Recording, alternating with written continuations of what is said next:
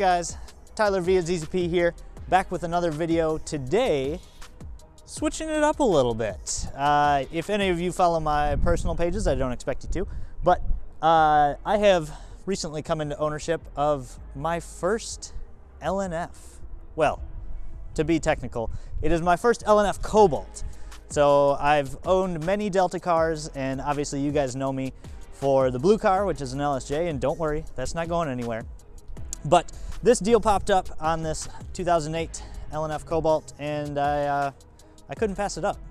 So this video today, we're just gonna talk about what's done to it, what's needed. We'll go for a little ride along, see what we think. Like I said, this is my first LNF Cobalt, so I'm quite well versed in the LSJ, and I have had an LNF HHR before, and my wife has a HHR SS. So I know a little bit about them, obviously working at ZZP, but I figured more content the better. So let's go over what's done, what's needed, what are we looking at here. So like I said, obviously it's a 2008. It might be hard to tell from the video, but it is wrapped. It's purple, kinda. In the dark, it looks black. It's a black car underneath, but in the sun, it is kind of a midnighty purple. It might clean up all right, we'll see. If you can't tell, because video tends to hide these things, but it is filthy. I just got it running again. I purchased it. It needed a transmission and, as we'll see, a few other things. But I had, because I'm a parts hoarder, a brand new 0-mile F35 in the garage. Pop that in, new clutch, new shifter cables, and mechanically, from the drivetrain standpoint, it's running great. Now, driving, that's another issue. We'll get to that. But let's go ahead and I'll pop the hood here. As far as a starting point, you can't get too much better.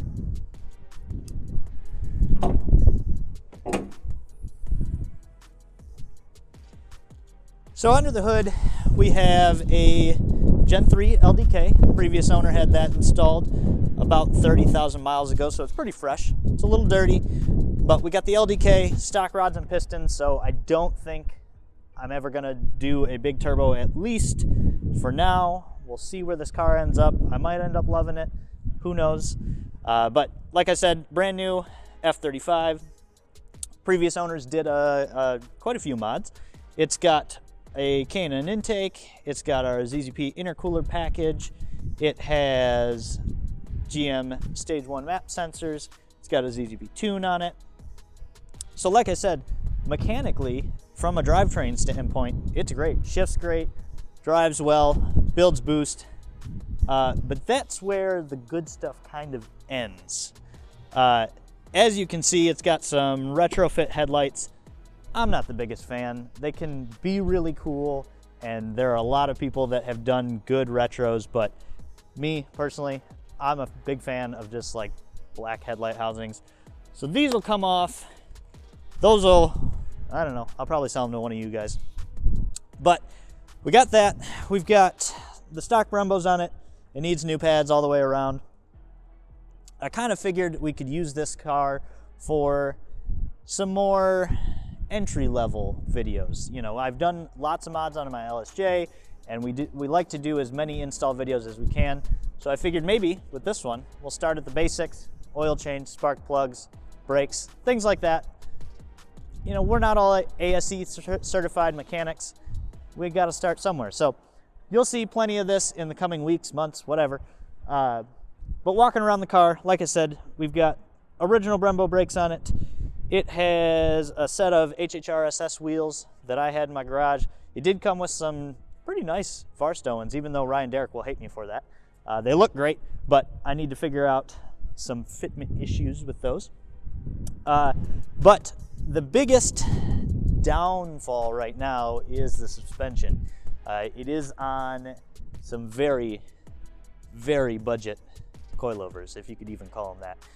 Many of you will know what brand I'm talking about, but quite possibly the worst riding Cobalt I've ever been in.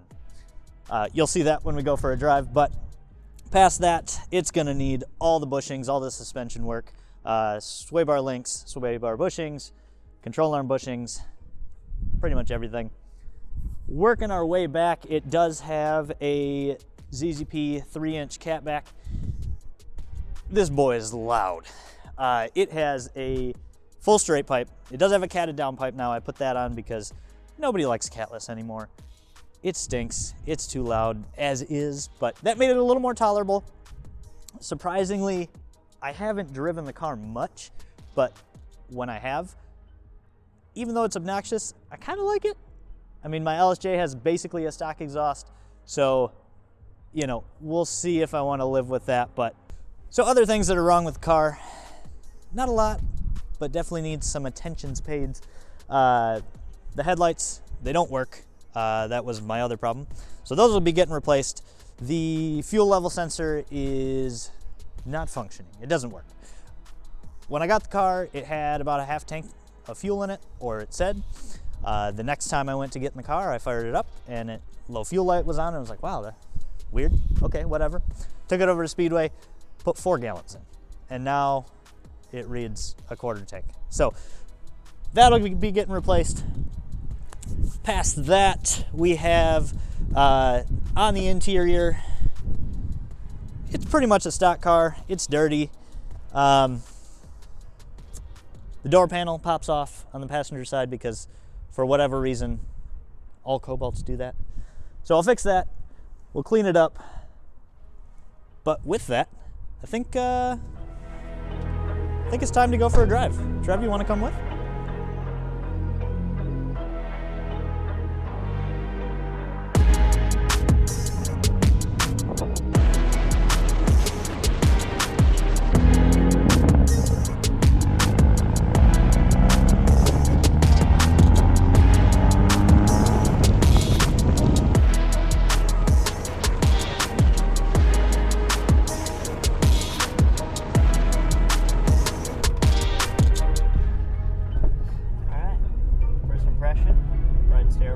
Yep. We weren't kidding about that. Clunky McClunkerson. The drivetrain is great. New shifter cables. This is the first Delta car that I've put new shifter cables in, and holy crap. Worth it? Oh, it is so nice.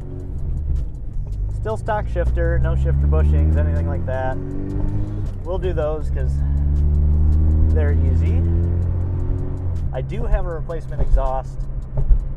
You know, depending where this goes, it might go on, it might not. But with my other cars being relatively quiet, I kind of like being a hot boy for a bit. When I had my HHRSS, I hated driving that. And really? I thought it was because it was an LNF. But I don't know, there might have been something wrong with that car. It just... Like, you're talking like the throttle delay type stuff? Yeah. So for anybody who doesn't know, obviously both the LSJ and the LNF are electronic throttle. But the system that the LSJ uses is actually a direct electronic throttle. So what you put on the pedal corresponds to how much the throttle opens. Now, is it as good as a cable throttle? No. But it's a direct correlation, like I said. Now, the LNF uses a torque-based PCM, so when you give it pedal position, it's not always going to directly correlate to how much the throttle opens. It is nice how the LNFs are a lot smoother. Yes. Like we're doing here, stop and go and like back road, 20 miles an hour. LSJs get a little like clunky mod car feeling. They do. They're like idling a little burbly and... Yep. Yeah, and you know, that's part of that is the limitations in the PCM. Yeah. Where the LNF definitely has an advantage.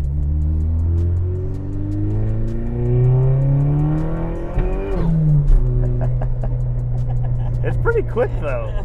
This car has a front trans mount and a rear trans mount, and you really can't even tell. No. I mean, I would have guessed stock mounts. Yeah. You can get past the suspension in it. It sounds like a very healthy car. It does.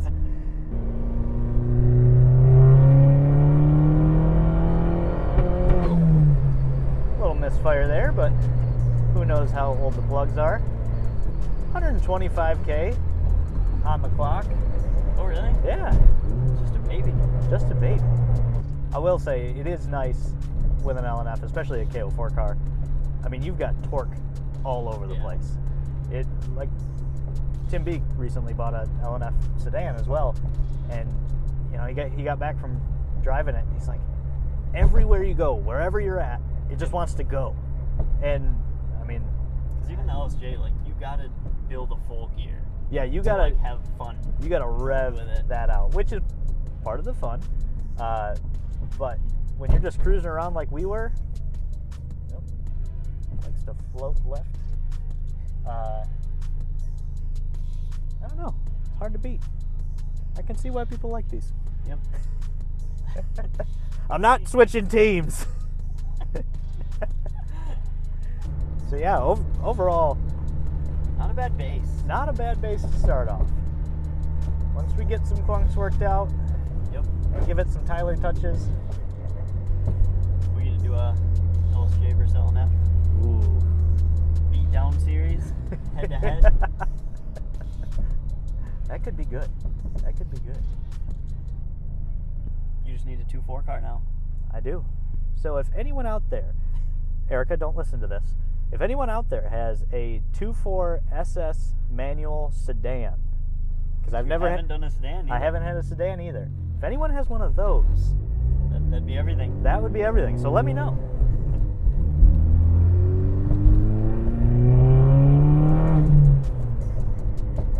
Well, we're pulling back into the shop.